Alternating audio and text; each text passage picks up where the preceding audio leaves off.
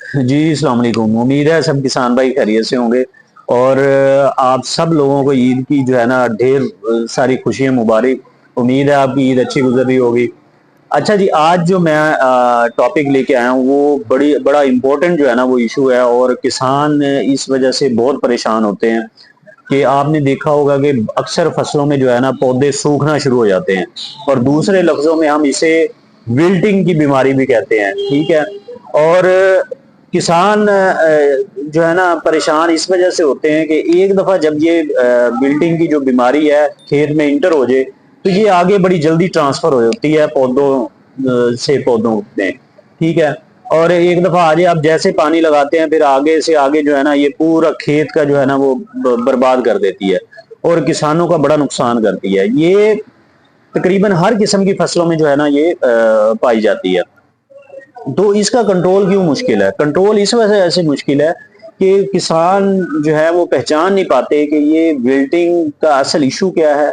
ठीक है। और किस वजह से ये बीमारी आई है और इसका प्रॉपर हम कंट्रोल कैसे कर सकते हैं। ठीक है। और इसकी पहचान बहुत जरूरी है कि ये किस वजह से जो है ना ये विल्टिंग हुई है। तो आज हम इसी पे बात करेंगे। अच्छा जी, ये वीडियो आप पूरी देखें और उम्मीद करता हूँ कि ये अगर आप वीडियो पूरी देखेंगे तो आपका जो खेत में जो मसाइल हैं, खासकर ये सब्जी वाले जो जितने फार्मर्स हैं, जिन्होंने मिर्च लगाई है, जिन्होंने टमाटर लगाया है, तरबूज लगाया है, खरबूजा लगाया है। ठीक है। और तोरी, कद्दू, जितनी भी ये हैं, इन सब फसलों में जो है ना ये बीमारी विल्टिंग की आती है। ठीक है। और ये पूरे का पूरे खेत जो है ना वो ये खत्म कर देती है जब एक दफा इंटर हो जाती है। तो इसके कंट्रोल के लिए आप जो है ना वो ये पूरी वीडियो देखें। तो अगर आप इस चैनल पे नए हैं तो काइंडली जो है ना इस चैनल को सब्सक्राइब कर दें और बेल आइकन को लाजमी प्रेस कर दें ताकि हर नई आने वाली वीडियो आप तक पहुंच सके। सबसे पहले मैं बात करूंगा कि ये बिल्डिंग कितनी किस्म की होती है। ये किसानों के लिए जानना बहुत जरूरी है।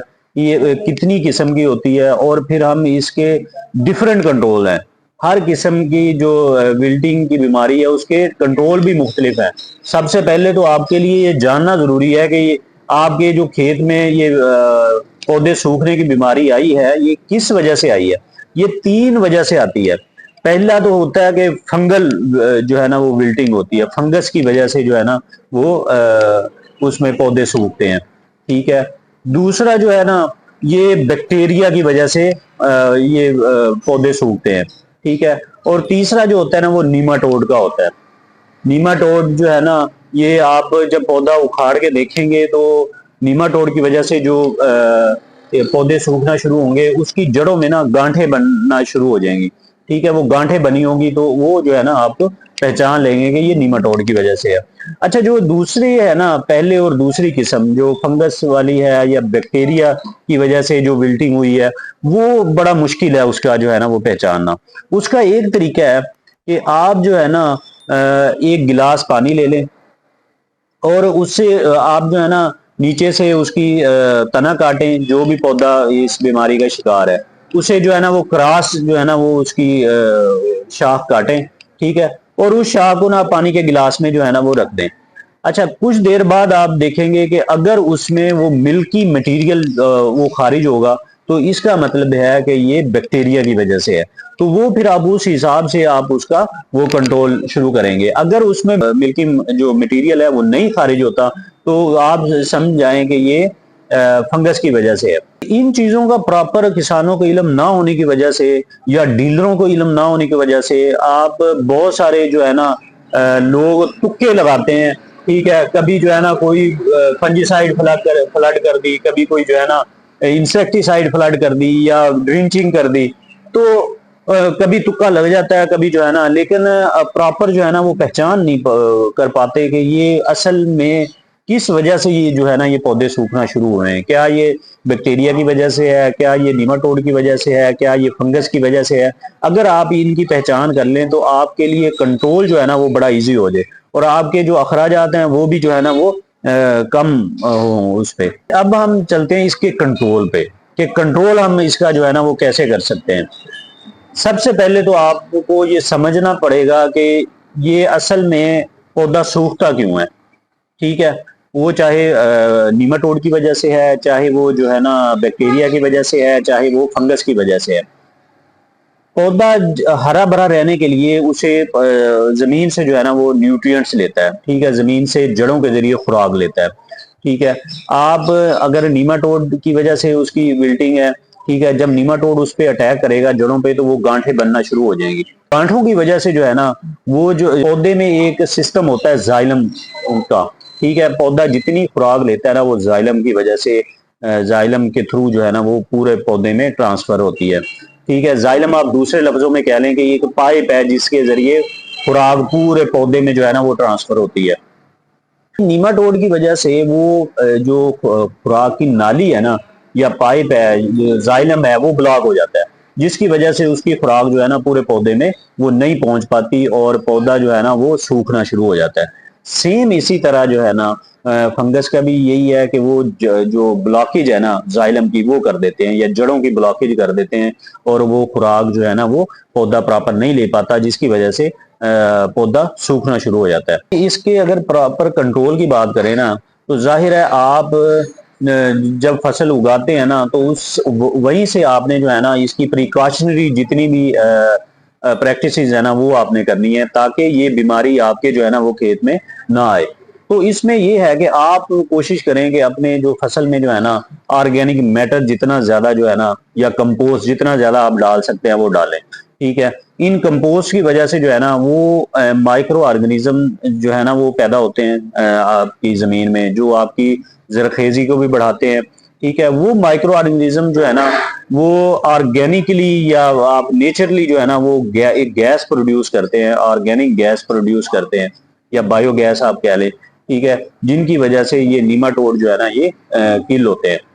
दूसरा आप क्या कर सकते हैं, दूसरा जो है ना आपने पानी की मैनेजमेंट करनी होती है। आप अगर पानी ज्यादा लगा लें तो आपकी जो है ना वो विल्टिंग का इशू आ जाता है। आप कम लगाए तो ठीक है, जरूरत के मुताबिक आपने जो है ना वो पानी लगाना होता है।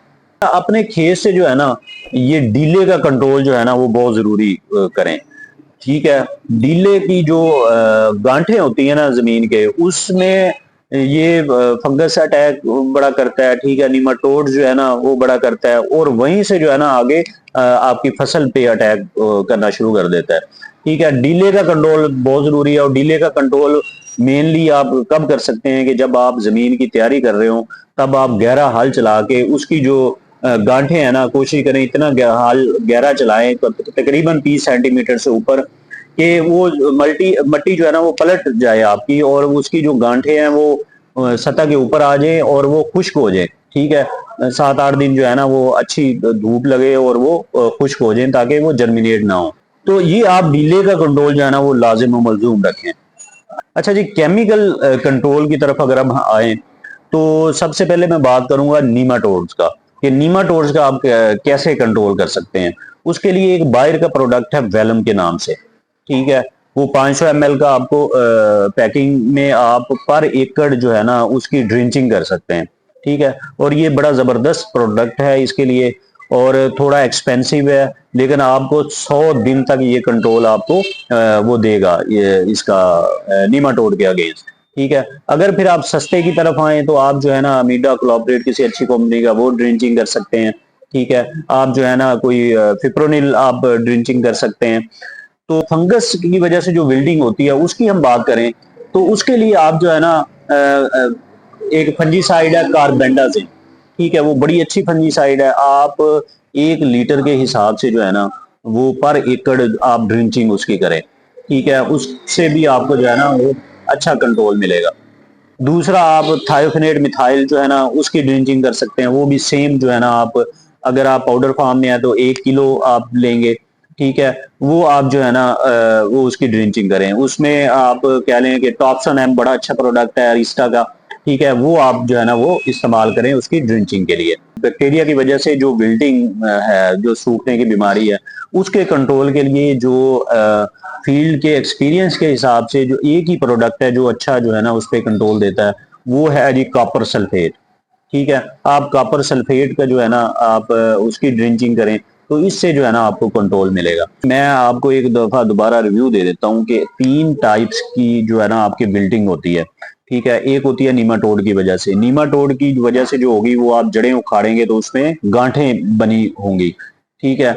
और दूसरा जो है ना, आपके फंगस की वजह से होती है, फंगस और ठीक है बैक्टीरिया की वजह से। ये आपको सामने से जो है ना वो नजर नहीं आएगी, या आप कह लें कि आंखों से नजर नहीं आएगी। इसका आप क्या तजर्बा कर सकते हैं कि एक गिलास पानी लें, ठीक है, उसमें क्रॉस उसकी जो तना है वो काट के उस पानी के गिलास में जो है ना वो आप डुबोएं। कुछ देर बाद आप देखेंगे अगर उसमें मिल्किंग मटेरियल खारिज हो रहा हो तो वो बैक्टीरिया की वजह से है, अगर उसमें नहीं हुआ तो वो फंगस की वजह से है।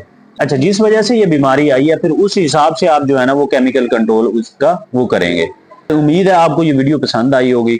अगर आपको ये वीडियो पसंद आए तो काइंडली इस वीडियो को लाइक करें और दूसरे किसानों तक शेयर करें, और ताकि दूसरे किसानों के लिए भी ये फायदेमंद साबित हो।